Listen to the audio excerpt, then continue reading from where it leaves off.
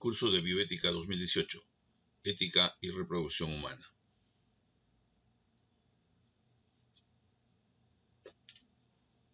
Desde una óptica posmoderna y científica, no existe formalmente una definición de lo que debemos entender por vida, y en consecuencia no existe un consenso de lo que debe entenderse como el inicio de una vida propiamente humana.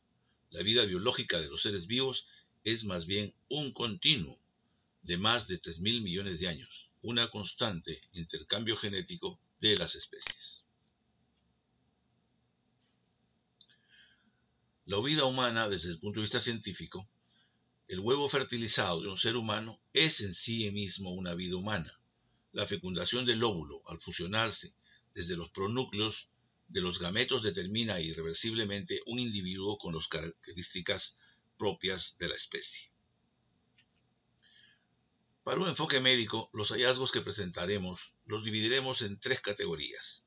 Primero, hallazgos científicos, cuestiones legales y cuestiones morales. Comenzamos con la ciencia. La primera etapa de la fecundación ocurre en las trompas de falopio. El huevo fertilizado de un ser humano es en sí mismo una vida humana. Con la fecundación del óvulo, al fusionarse los pronúcleos de los gametos de los progenitores, se determina un individuo con los característicos propios de la especie.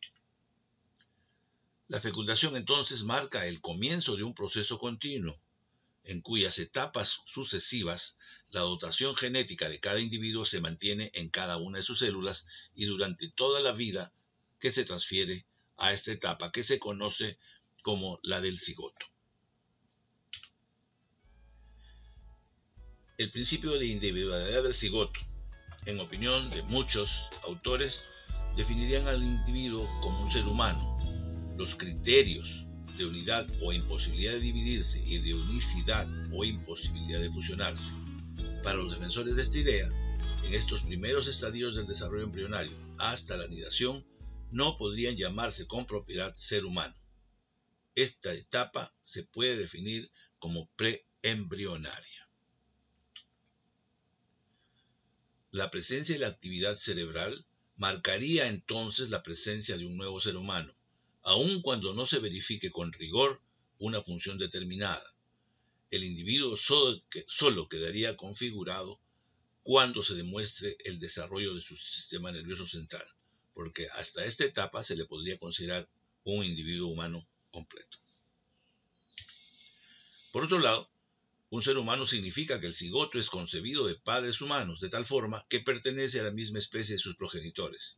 El cigoto, como entidad biológica, posee una constitución genética humana.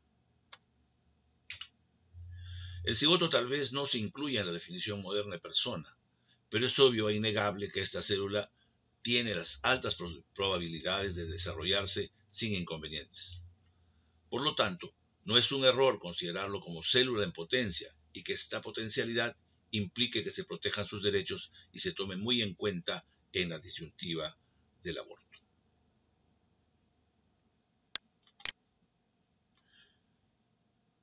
La definición de cuándo se inicia la persona humana, existen varias propuestas actuales. En general, cada uno de las personas que desee podría interferir de acuerdo a los criterios que considere importantes. Como hemos mencionado, hay criterios científicos, criterios legales y criterios éticos y morales. Lo que es cierto es que hay algunos detalles fundamentales en el desarrollo de la vida del ser humano. Hasta la semana tercera comienza el desarrollo del cerebro y el corazón y la médula espinal. Posteriormente siguen las cuarta y quinta semana con la formación del tejido vertebral y de algunos huesos y el desarrollo incipiente del corazón, el latido cardíaco y algunas estructuras incipientes que terminarán en cerebro y nervios craneales. En la sexta semana ya existe una formación más avanzada de órganos, como es el caso de esbozos de pulmones, y se distinguen algunas manifestaciones humanas como los dedos de los pies y de las manos. Y en la octava etapa se presentan algunas situaciones más avanzadas, como es la rotación de los intestinos y características de párpados y características externas del oído.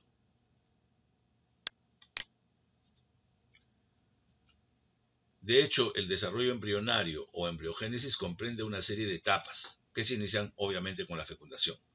La etapa preembrionaria del cigoto de 4 días hasta los 14avos días. Luego viene la implantación o anidación, que coincide con la segunda etapa que finaliza la 8ª semana de la evolución. Esta es la etapa de la organogénesis y la diversificación de los tejidos y de la individualidad sustantiva.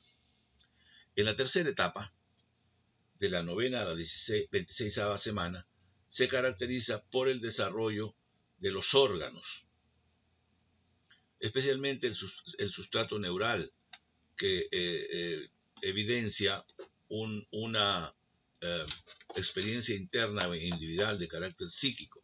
Estas 3 primeras semanas son absolutamente materno-dependientes.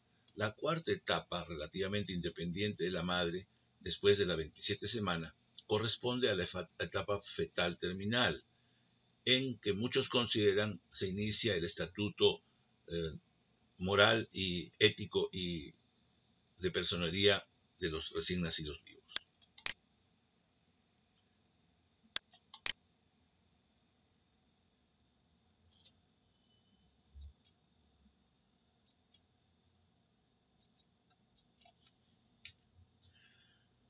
¿Cuándo adquiere el embrión el estatuto de persona? A lo largo de la historia hay numerosas interpretaciones de este tema. La vida humana, según Blacksmith, empieza en la fecundación.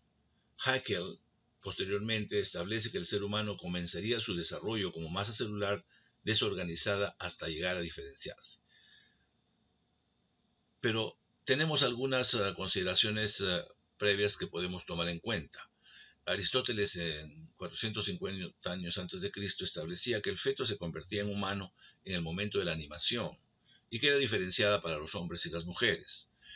Boecio, que es uno de los más destacados personajes que ha determinado a la persona humana, establece el concepto de que persona solamente se puede achacar a la sustancia individual de naturaleza racional. Por lo tanto, la racionalidad para este autor es inherente a la presencia de vida y de persona. Por otro lado, también Haeckel, como mencionábamos, establecía que el ser humano comenzaría su desarrollo como una masa celular desorganizada. O sea, ya interpretaría que desde muy temprano. Sin embargo, Blacksmith enfatiza que la vida humana empieza desde el momento de la fecundación. De manera que hay algunas diferencias entre otros autores. Para Byrne, filósofo de la religión, establece que la 8ª semana es el momento del paso del embrión a feto, que es la que debe caracterizarse como decisiva. Por lo tanto, considera que el embrión no se podría considerar una persona. La realidad humana, según Becker de Princeton, no está constituida hasta el 6º mes del embarazo.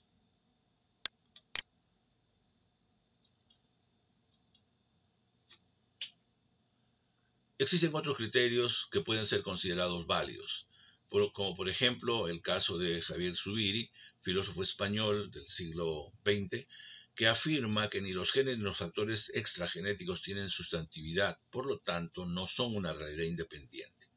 Es decir, sería un error dialéctico considerar al embrión como algo independiente de la madre, 2 puntos fundamentales.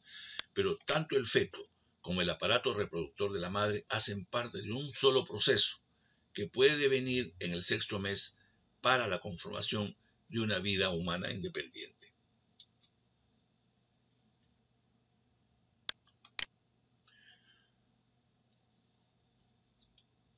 De acuerdo a Diego Gracia Guillén, filósofo y bioeticista español, establece que no se puede decir que la ciencia demuestre que el embrión es un ser humano desde el inicio.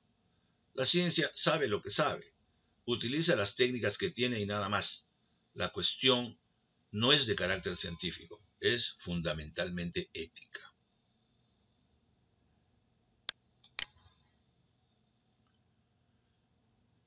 Sin embargo, consideramos de mucha importancia el informe Warnock de 1984.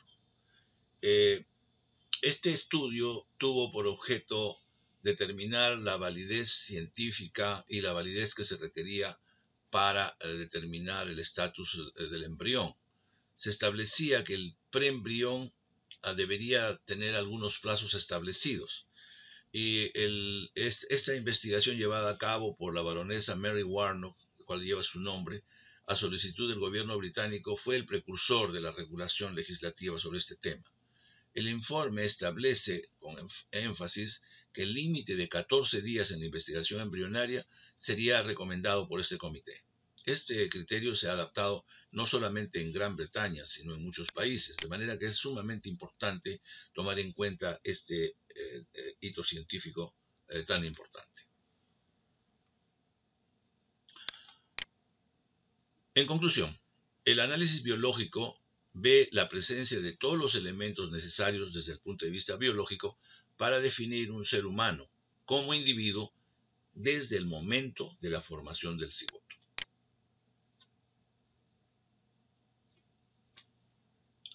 Entonces, si se busca un coprincipio que confiera a este individuo el título de persona, no se entiende en muchos casos qué puede hacer distinto de aquello por lo que el ser humano es individuo.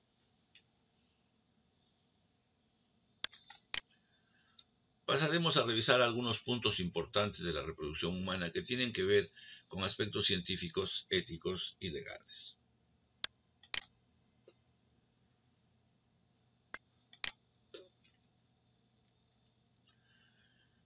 Según la Organización Mundial de la Salud, en el año 2017 la población mundial alcanzará 7.000 millones de personas. En el 2020 llegarán a 7.700 millones de personas. En el año 2040, 9.000 millones de personas. Y para el año 60, probablemente 10.000 millones de personas. Se asume que en este crecimiento geométrico de la población, los aspectos de reproducción humana son enormemente de vital importancia.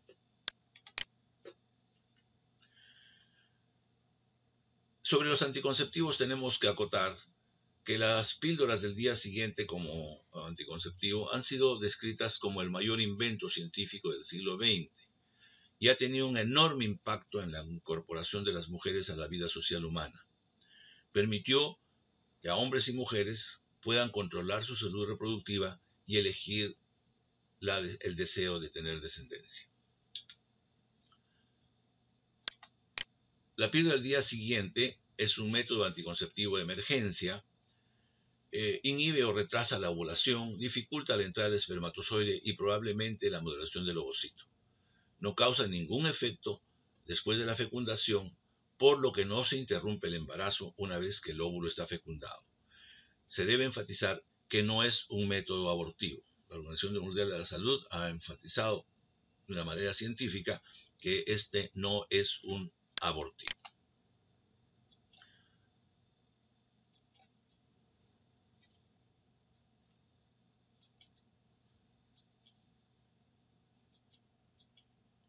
Sin embargo, en el año 2009, el Tribunal Constitucional, por una duda razonable sobre la naturaleza abortiva del levogestrel, prohibió su distribución gratuita, pero no su comercialización en los hospitales públicos del Perú.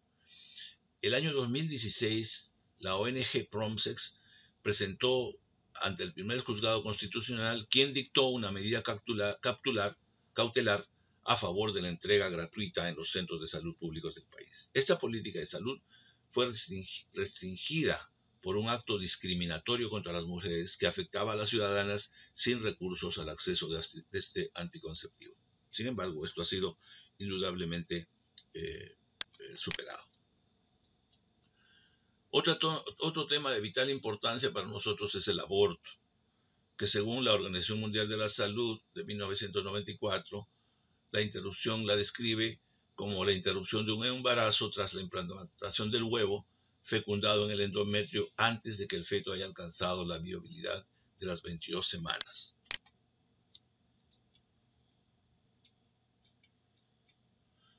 El aborto históricamente ha oscilado entre la tolerancia y la prohibición.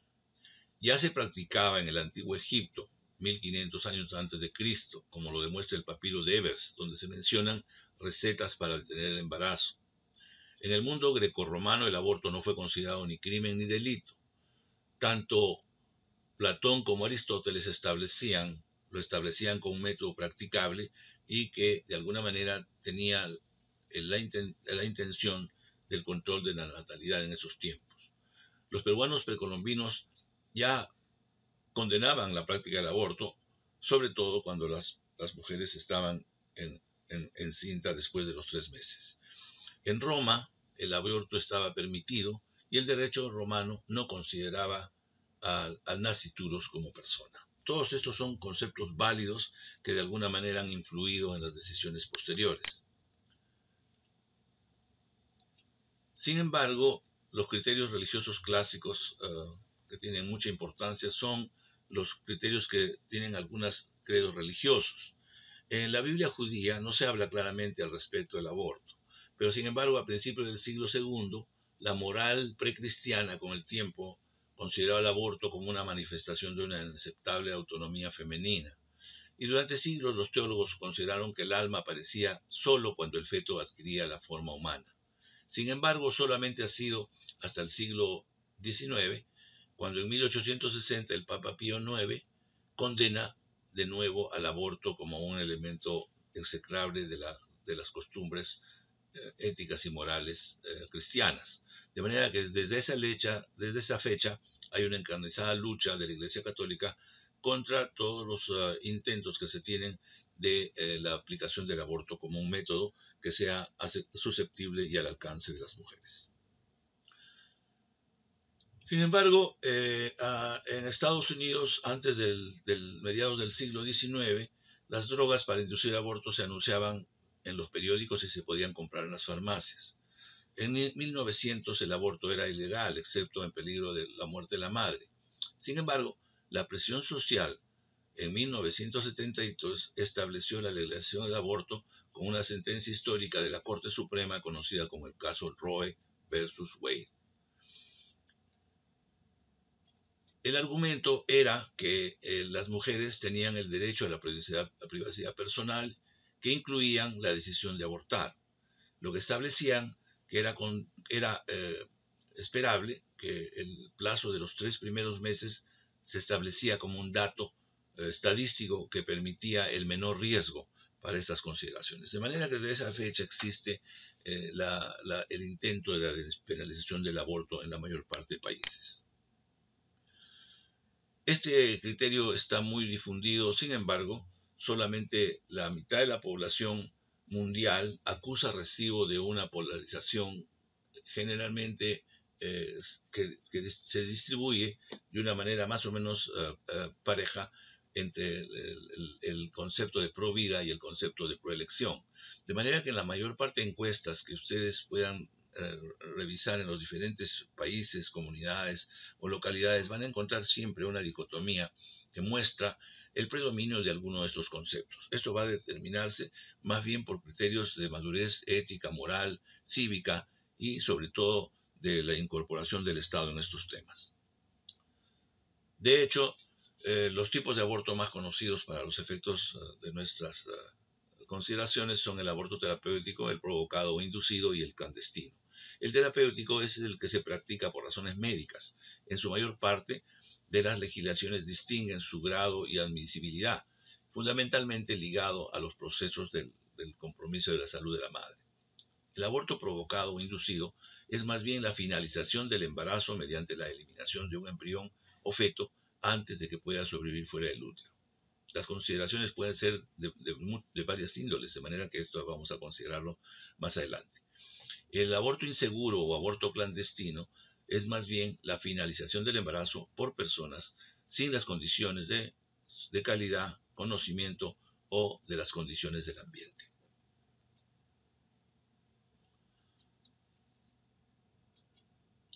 Existen numerosas definiciones en relación a los tipos de aborto que han sido calificados en cada uno de los países.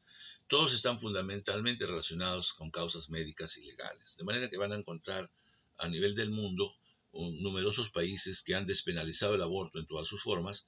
En algunos países despenalizan algunos tipos de aborto y en algunos muy esporádicos son opuestos totalmente a cualquier tipo de aborto, como lo fue Chile, Nicaragua y Costa Rica en los últimos años. En el Perú, la primera ley referente al aborto fue establecida en el Código Penal de 1863. Tenía términos muy especiales como el caso de móvil de honor o supuesto atenuado. En el Código de 1924 sanciona los abortos y los califica como aborto consentido o no consentido, perpetrado por profesionales y el aborto terapéutico. El Código Sanitario de 1969 establece la represión del aborto y establece condiciones para el aborto terapéutico, excepto al que estaba basado en consideraciones morales y socioeconómicas. La Constitución del 79 establece todos los privilegios al individuo por nacer, que se considera como no nacido y para todo lo que le favorece. En 1990 y aparece en el Poder Judicial una propuesta de aborto de la permisión del aborto por violación. Recién en el año 2017, luego de 90 años, se establece el reglamento de la introducción legal del embarazo, que es un tema que actualmente tenemos vigente. En el Perú, la Constitución del Estado del año 1993 ratifica la prohibición del aborto en su artículo 2 y establece que el concebido es sujeto de derecho en todo cuanto le favorece. La Ley General de Salud del año 2000, número 2684-21, establece en el artículo 39 la obligación de los establecimientos de salud y de los médicos informar a la autoridad en los casos que haya sospecha de abortos provocados. De manera que en el Perú está el aborto penalizado en todos sus sentidos y establece algunas características en el propio Código Penal que obedecen a las consideraciones de su ejecución, y en casi todos ellos establece penas privativas que van desde los 3 meses hasta los 5 años. Sin embargo, estas penas indudablemente se agravan cuando existe compromiso de vida o de salud de la paciente. De manera que en todos los casos el aborto bajo el Código Penal está penalizado en nuestro país. Sin embargo, en el artículo 117 del Código Penal establece la agravación de la pena por la calidad del sujeto. Enfatiza que el médico, el obstetra, el farmacéutico o cualquier profesional sanitario que abusa de su ciencia o arte para causar el aborto será reprimida con la pena establecida en el propio Código Penal, con privación de la libertad durante tiempos determinados de acuerdo a lo que se establezca en el proceso. Lo que es cierto, es un juicio de hecho, es que el Perú es uno de los países de Latinoamérica donde se practica el mayor número de abortos. Solo un reducido número, pueden fijarse ustedes, un reducido número de ellos es aborto de tipo espontáneo. Y no existe en los registros hospitalarios otro tipo de consideración. En tanto, en los mismos lugares se consideran abortos clandestinos o provocados en un número mucho mayor que en el caso de los abortos espontáneos o abortos de otro tipo. De manera que este es un elemento muy importante a tomar en cuenta de la prevalencia que debe existir en nuestro país de abortos provocados. Para medir la percepción de la población peruana en relación a los derechos humanos, la ESAM y el Ministerio de Justicia establecieron una interesante encuesta. Como pueden ver, la mayor parte de la población, tanto si en el caso de que las mujeres no deseen tener un hijo, el 67% de las personas son negativas a este tema. Igualmente lo hacen si es el producto de una violación, llegando al 77%. Y también en los casos en que si la mujer es un embarazo adolescente, la negación es hasta en un 80%. Solamente en los casos, como por ejemplo las situaciones del aborto terapéutico y el aborto eugenésico, son débilmente aceptadas por la población. De manera que estos son elementos fundamentales que nos permitirían hacer las estrategias necesarias para que la población tenga un conocimiento mayor del problema. para que de alguna manera se puedan implementar medidas que puedan ser aceptadas por la población, y debe estar en relación con su cultura, sus conocimientos, su estado religioso y las posibilidades médicas. De manera que esta encuesta del año 2016 es sumamente importante antes de tomar un paso definitivo en este tema. Por otro lado, sabemos que las técnicas que nosotros observamos en la población en general son bastante interesantes. Como pueden apreciar, existen numerosas situaciones en las cuales se utilizan métodos empíricos. La mayoría de estos métodos tradicionales tienen en común que no está probada su eficacia. Los métodos más peligrosos para interrumpir el embarazo, en el 79% son la aplicación de sondas y catéteres con o sin soluciones, y en el 34% otros objetos como palos de tejer, inyecciones vaginales, soluciones jabonosas, etc. y otras. Todas estas son situaciones potencialmente letales para la mujer. En los últimos tiempos, con el advenimiento de las prostaglandinas, son de más fácil acceso a la población, se ha disminuido el número de amor y mortalidad. Sin embargo, en el Perú por no estar legalizado el aborto, estas técnicas se practican con alguna frecuencia. En un estudio realizado en el Perú sobre este tema, se encuentra, por ejemplo, que la razón para el aborto en 91 casos, la predominante era el número de hijos, las condiciones económicas y los estudios. De manera que esto es un elemento importantísimo a tomar en cuenta. Igualmente, el lugar donde se realizaban los abortos en estos 91 casos eran en domicilio y en casas particulares. Eran muy pocos los abortos que se practicaban en lugares categorizados como consultorios o centros de salud. Por otro lado, como habíamos mencionado, el número de abortos espontáneos provocados en hospitales alcanza un porcentaje mayor que los abortos espontáneos. Esto se ha visto en este estudio de 267 casos. E igualmente, la mayor parte de abortos son practicados por empíricos, en desmedro de las otras profesionales de la salud que estarían en condiciones de realizarlo, un caso hipotético. Y esto, pues, indudablemente son factores que empeoran las condiciones de las mujeres y las orientan a un problema mayor respecto a las lesiones, daños o vida que puedan tener. Sin embargo, ya existen en el Estado algunos avances respecto a establecer políticas vinculadas con el desarrollo y el cuidado de las mujeres y en respeto de los derechos humanos. Existen ya programas de salud reproductiva que tienden a disminuir las tasas de mortalidad, a coberturar el mayor número de las complicaciones y que la atención institucional llegue al 100% de las gestantes de nuestro país. Son elementos sumamente importantes que seguramente tendrán repercusión en el futuro.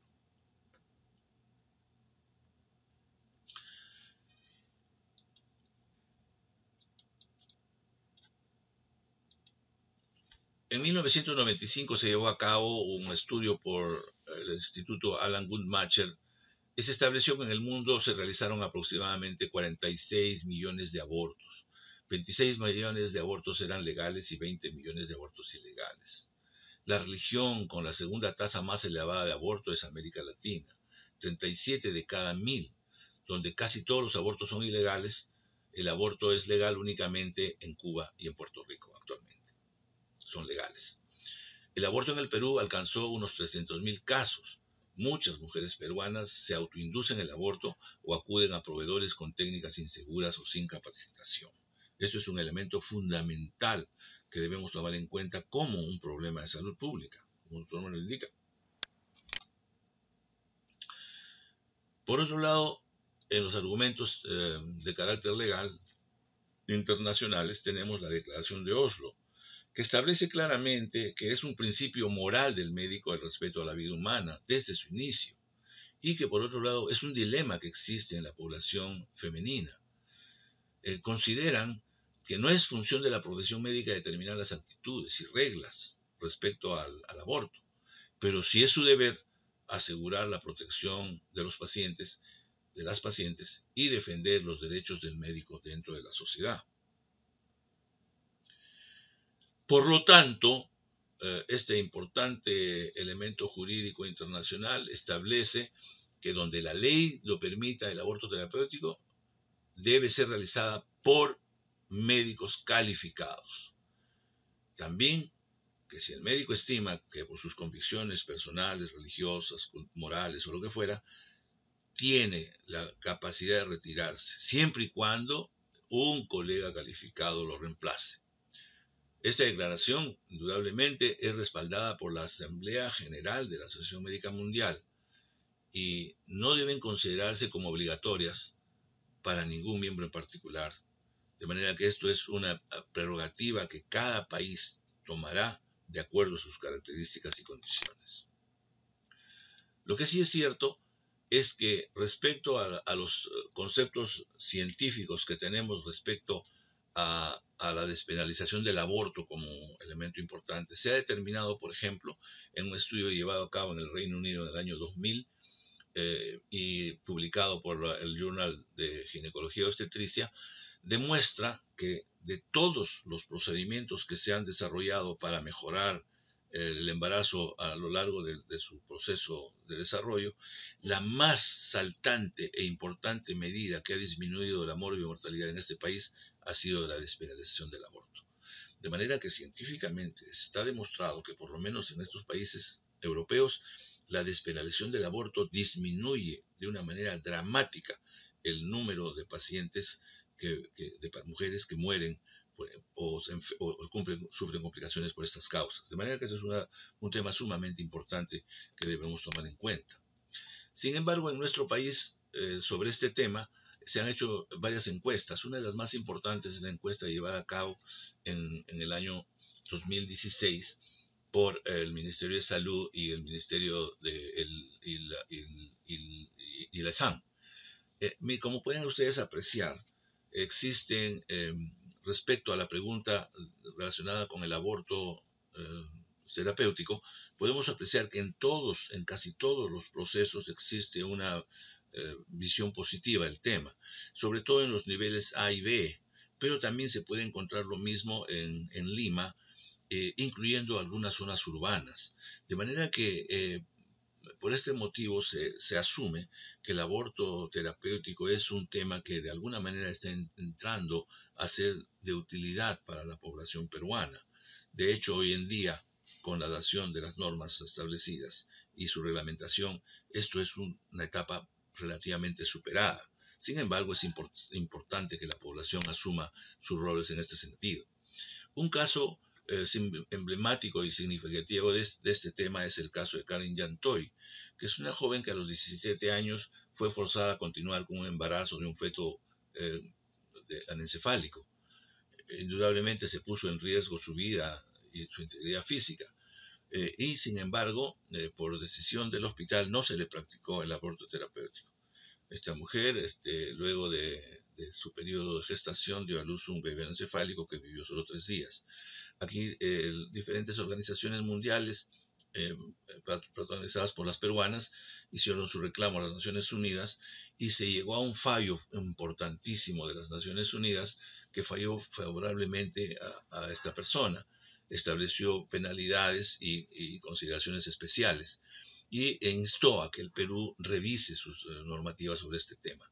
Este es un caso indudablemente emblemático que vale la pena que lo pongamos a colación porque determina de alguna manera la importancia que tiene como elemento central para determinar el tema. Otro caso con singular importancia que se ha visto en nuestro país es el caso de la niña con las iniciales LC. Esta niña intentó suicidarse lanzándose de un edificio en el Callao. Ingresó al hospital Alcides Carrión con una fractura de la columna y se requería su operación. Sin embargo, la niña no fue operada, a pesar de que se admitía la necesidad, la indicación operatoria, pero se declaró imposibilitado de hacerse por motivos legales.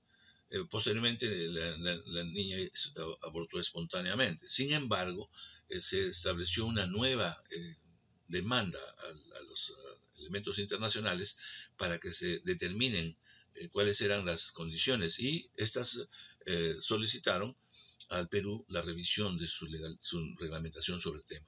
De manera que existen algunas situaciones especiales, como estos dos casos que hemos mencionado, que son indudablemente íconos de todo un proceso. Definitivamente creo que en el Perú los médicos tenemos que tener medidas específicamente relacionadas con el tema, que permitan que las mujeres tengan gestaciones determinadas a través de un proceso que esté exonerado de riesgos y problemas. Por eso es que ya desde el año 1924 el aborto terapéutico estaba despenalizado. Sin embargo, recién en el año 2014 se aprobó la nueva Guía Técnica Nacional para la Estandarización de los Procedimientos de la Atención Integral de la Gestante en la interrupción voluntaria por indicación terapéutica del embarazo en casos menores de 24 semanas. De esta manera, entonces, se ha logrado de que el aborto terapéutico se imponga como un elemento del arsenal médico cotidiano. Establece de alguna manera un ingreso a la racionalidad en el tema, permite que las mujeres no tengan, ni los médicos tengan una carga legal negativa o ética sobre el tema. De manera que creo que este es un gran avance que hemos logrado en nuestro país y que va a permitir de alguna manera seguir avanzando en estos temas. Para esto, para el año 2005 se habían registrado numerosos hospitales en el Perú que habían elaborado sus propios protocolos. Pero miren, como ustedes saben, solamente esto ha quedado establecido en el año 2014, luego de 94 años de proceso. Esa era una brecha legal que no podía ser verdaderamente canalizada. Era importantísimo que el Estado determine y defina una situación de este tipo que tiene fundamentalmente caracterizaciones clínicas, científicas y humanas. De manera que creo que esta brecha ha sido superada con estos. No nos olvidemos que en los países donde las medidas son más restrictivas, el número de abortos y la mortalidad por ellas es más elevada, como es en el caso de África y en América Latina, que somos quienes de repente tenemos el número mayor.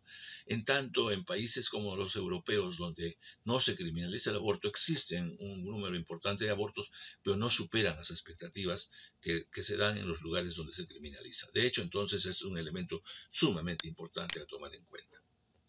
Otro tema importante es el conocido como aborto eugenésico, que obviamente se orienta a eliminar al feto o embrión cuando porta anomalías genéticas o congénitas.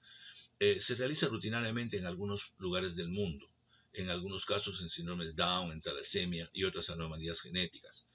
El Código Civil peruano, desde el 1991, establece una pena privativa no mayor de 3 meses, cuando es probable que el ser en formación conlleve graves taras físicas o psíquicas, siempre que exista un diagnóstico médico. De manera que el gran problema del aborto genésico es que lo podemos llevar, como pueden ustedes prever, a situaciones límite. Ustedes han visto que en Alemania nazi, utilizando este recurso, se trató de eliminar a muchísimas personas, de manera que el aborto eugenésico es una situación sumamente interesante, muy importante en nuestros países y que también debe ser sometida a una legislación rigurosa, de manera que, de acuerdo a las necesidades de la propia madre, de acuerdo a los altos riesgos que conlleve, podría de alguna manera incluirse como un nivel de penalización despenalización del aborto, de este tipo de aborto. Y es así que en la población peruana, en esta encuesta que hemos estado revisando, también goza, sobre todo en las ciudades de Lima y en las poblaciones urbanas, y en el grupo A y B, de una, favorecen este tipo de situaciones. Pero como ustedes pueden apreciar, en la mayor parte de lugares, salvo en las zonas rurales y en algunos lugares del norte y en los niveles D y E, no son tan favorables. Pero de hecho, consideramos que esto es un avance relativo de los criterios que tienen las personas frente a los problemas eugenésicos, de manera que creo que de alguna manera esto implicaría la necesidad que el Estado tomen las medidas correspondientes para este hecho. Otro tema que creo que todos estamos completamente convencidos es el aborto por violación. El comité CEDAW, que es el Comité de Mujeres Internacional de Mujeres vigente actual, establece entre otras medidas que los países deben revisar su legislación para optativamente despenalizar el aborto por violación o por abuso sexual. Esto indudablemente es un tema sumamente importante y creo que es más de carácter ético que de otra consideración. En este caso, todos sabemos que las mujeres son las únicas personas dueñas de su propio cuerpo que son capaces de tomar la decisión. De manera que de alguna manera deberíamos tomar en cuenta estos criterios para que la legislación tenga una relación directa con estos temas. De hecho, sin embargo, en la encuesta que hemos revisado en las láminas anteriores, podemos encontrar que existe una disposición bastante precaria en este tema, incluyendo los sectores, como por ejemplo de Lima y las regiones urbanas. E igualmente, en las zonas rurales o en otros lugares son mucho menores del 50%. De manera de que probablemente este es un criterio que tenga que ver mucho con una carga de cultura y de religiosidad. Esto creo que es un tema que hay que tomarlo en cuenta. Es importante considerar a las mujeres como el elemento central de una decisión, y esto indudablemente también debería ser, como en otros países, motivo de una consideración especial. De manera que esta es una de las tres importantes situaciones en las cuales el aborto puede ser despenalizado. De manera que este es un elemento que conlleva pues una importante observación habida cuenta que en nuestro país se calcula que se producen más de 100.000 violaciones anuales y la mayor parte de ellas son en menores de edad, y de todas ellas una buena parte están relacionadas con personas de la propia familia, en consanguinidad. De manera que es un tema que tiene características y revetes de carácter indudablemente éticas, morales, psicológicas y también religiosas. De manera que este es un tema que creo que debe ser abordado en el futuro de una manera seria. Por otro lado, tenemos que ya el Código Penal establece con claridad que reprime el aborto relativo al embarazo, consecuencia de una violación sexual, con una pena no mayor a 3 meses. De manera que, de alguna forma, el sistema es permisivo, pero es ambiguo. Yo creo que este es un tema que debería ser tomado con otra orientación. Esto indudablemente, desde el punto de vista médico, es de vital importancia porque implica indudablemente un alto número de embarazos que se complican en estas condiciones, la mayor parte relacionados con la edad de la gestante. Es por eso que existe un capítulo especial respecto al tema vinculado con el embarazo adolescente. No nos olvidemos que en nuestro país existe una alta tasa de embarazos no deseados en adolescentes. Se calcula de que el total de embarazos adolescentes contribuye con un 15% de la cifra global de la mortalidad materna. Había cuenta que cerca del 20% de los embarazos totales que se producen en nuestro país son precisamente en personas menores de 18 años. De manera que este es un elemento sumamente importante a tomar en cuenta. Aquí sí creo que la política del Estado debe ser sumamente efectiva y urgente y prioritaria. Pese a que los datos estadísticos muestran una mejoría en la mortalidad materno-fetal, sin embargo, todavía la violación es un proceso sumamente vigente en nuestro país y que requiere el manejo y el tratamiento adecuados. Otro tema que me parece sumamente importante es el aborto inducido, que como ustedes conocen, este es un procedimiento para finalizar un embarazo no deseado, pero por personas que carecen de las condiciones necesarias o las condiciones ambientales no lo permiten, de manera que las mujeres sometidas a este tipo de aborto tienen un altísimo riesgo de enfermar y morir. No nos olvidemos que las estadísticas gruesas de otros países han mostrado, como ustedes ya habíamos considerado, que a nivel mundial se producen cerca de 45 a 50 millones de abortos anuales y que América Latina contribuye casi con un 5% de ellas. Y África, como el Perú, tienen las más altas cifras de abortos ilegales. De manera, miren la importancia que tiene considerar eh, las medidas que se deben tomar en nuestros países, donde el aborto es practicado de una manera eh, consecutiva y de alto riesgo. En otros países como Norteamérica, por ejemplo, que alcanza una tasa importante, más o menos de 1,5 millones de abortos anuales, sin embargo, no tiene abortos ilegales. De manera que esto creo que es un tema de política de salud pública y creo que el Estado tiene que tomar las medidas necesarias para corregir estos problemas, obviamente a través de unas estrategias que no son tan fáciles de establecer, pero que son de vital importancia. De hecho, este problema es de carácter mundial y se puede ver que a nivel de los diferentes países del mundo el aborto es inseguro en la mayor parte de los países de América. El ilegal tiene esa misma relación y genera una mortalidad materna sumamente importante. De manera que hay una correlación muy importante entre el aborto inseguro, las condiciones de aborto ilegal desde el punto de vista de la legislación y la mortalidad materna. De manera que esto creo que es un juicio de hecho sumamente importante que hay que tomar en cuenta. También debemos tomar en cuenta otro elemento fundamental, que es que las mujeres pobres que viven en el medio rural y en las zonas suburbanas dependen de los métodos menos seguros y de prestadores de servicio de menor capacidad. Por lo tanto, son las que tienen el mayor número de complicaciones de mujeres pobres. Por eso pueden ver aquí que solo el 9% de las mujeres que tienen las condiciones necesarias están libres de tener una complicación en su proceso de gestación. De manera, miren la importancia que tiene que tenemos que legislar respecto a estos temas. Hay un estudio muy interesante que ha sido publicado en la revista peruana del experimental de salud pública, donde muestra con claridad que las causas que producen este aborto inducido producen una mortalidad permanente, que en el año 2015 alcanzaba a 414 mujeres con muerte materna, que no deberían haber muerto.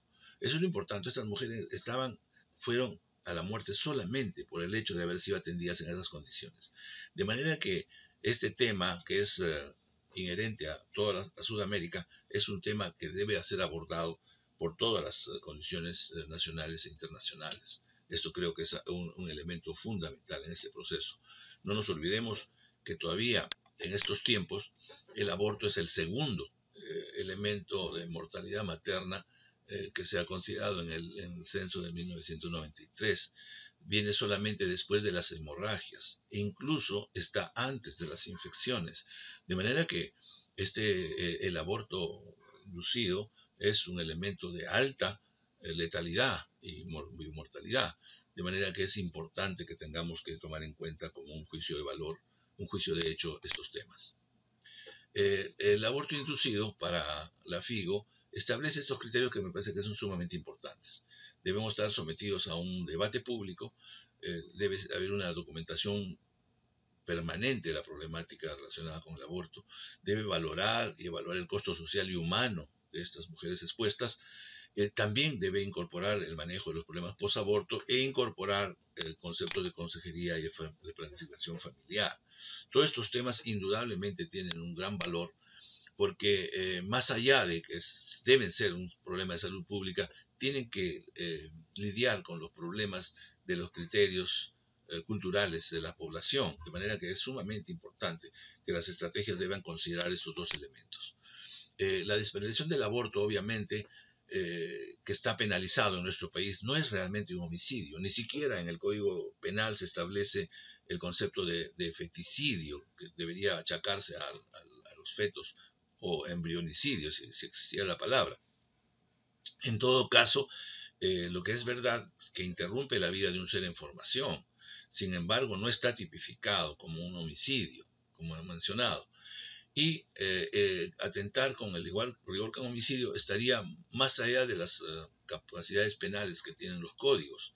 De manera que este concepto de despenalización del aborto, que como hemos mencionado involucra una buena cantidad de la población nacional menor de 18 años, son situaciones importantes a considerar si es que existiera la despenalización del aborto. Esto creo que es sumamente vital para establecer políticas adecuadas. No nos dejemos de ver lo que sucede en otros países, como por ejemplo el caso de México.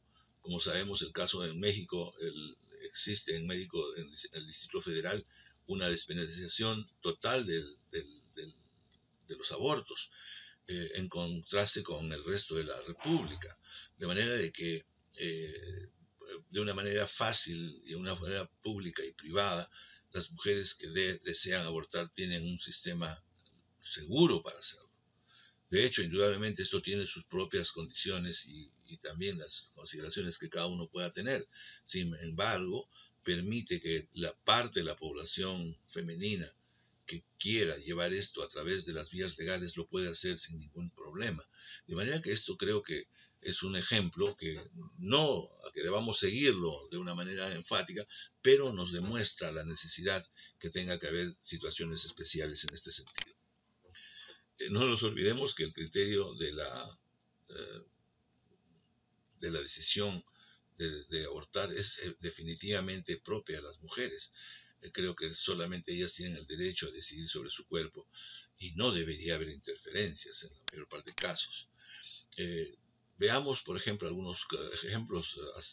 Hace unas semanas el Senado argentino denegó la aprobación de la despenalización del aborto que había sido establecido para casos de violación y casos de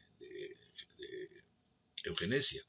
De hecho, ha habido una respuesta contundente e importante de la mitad de la población argentina, y esto ha dejado pues un saldo que ha sido superado en otros países de América Latina como Colombia y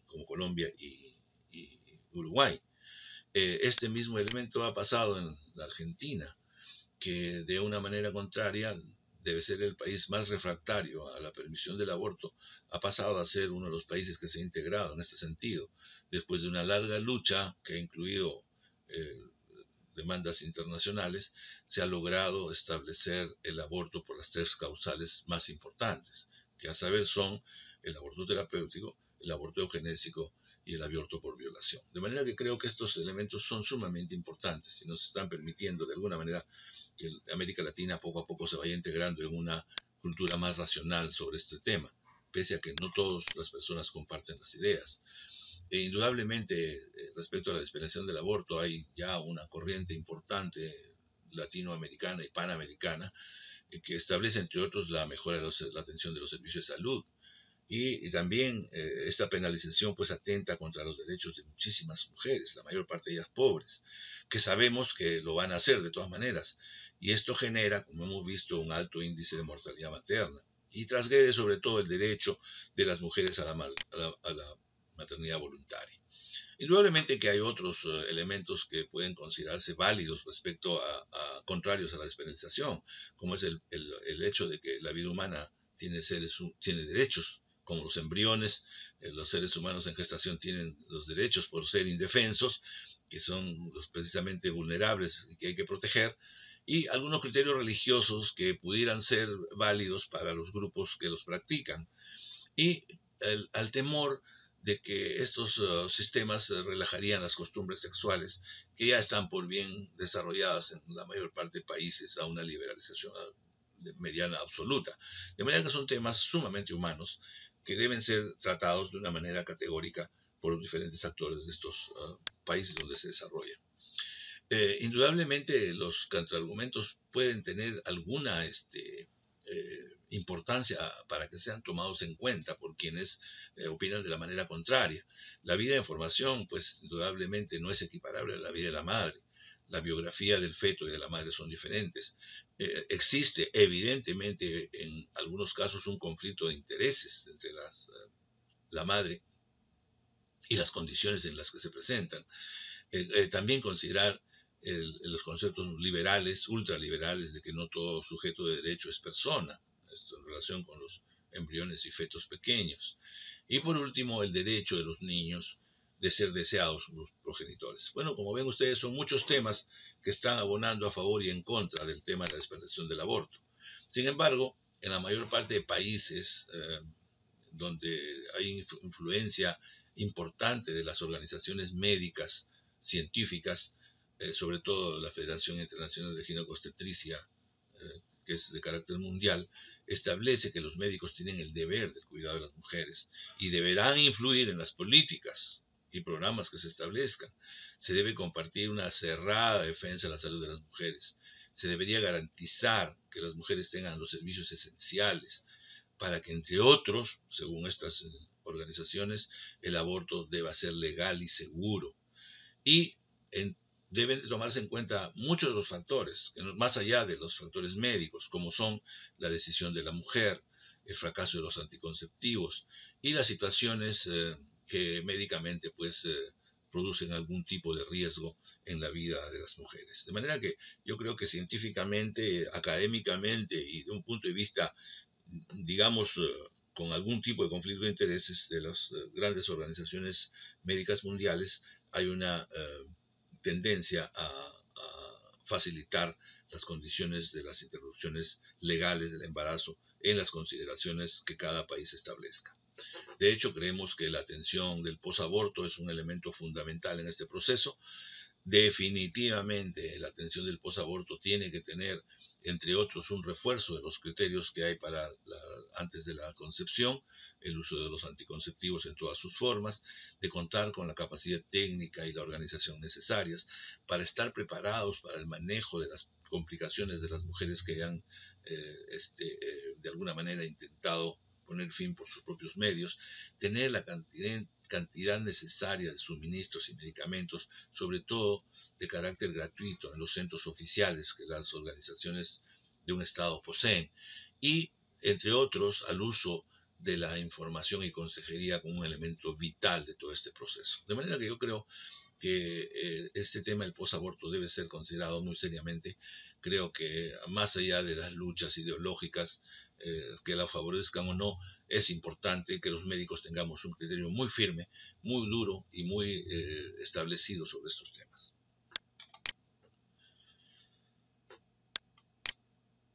Bien, quiero terminar esta alocución relacionada con el tema de la reproducción humana en el caso de precisamente los problemas reproductivos, en determinar pues que son situaciones sumamente controversiales que no calzan y coinciden con los criterios de todos los miembros de una población, ni siquiera de la población médica, pero sin embargo deben ser tomados con mucha seriedad por parte del Estado y deben normarse y legislarse para favorecer a las grandes mayorías de las personas que por alguna razón no tengan las características y condiciones para superar estos problemas por sus propios medios. Es decir, a esta población civil de mujeres en edad fértil expuestas diariamente a estos graves complicaciones y situaciones no deseadas que se han superado simplemente con normas adecuadas y criterios adecuados. Y esto es todo. Estaremos viéndonos en la próxima charla.